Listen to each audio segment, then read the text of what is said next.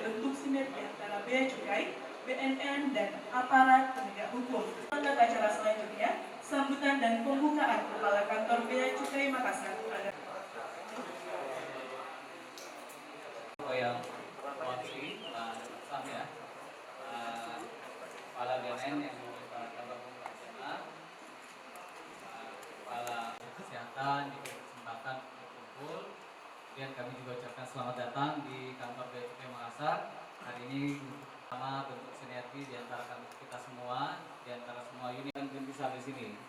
Joint operation ini, sinergi ini akan terus kita tingkatkan, bukan hanya pelabuhan. Kita berharap sinergi terus terjaga. Kita akan terus berkoordinasi dengan BNN, dengan teman-teman di pelabuhan maupun aparat penegak hukum lainnya. Terima kasih untuk semua dukungan, baik dari BNN maupun teman-teman di wilayah pelabuhan ini. Jadi saya langsung saya baca ya. Di kelas dari BNP Sulsel tanggal 31 Agustus. Jadi nanti secara kronologisnya nanti dari penyidik akan membacakan dari para penyidik bahwa ini bukan hanya sampai sini, tapi kita masih selalu bersinergi dari semua pihak.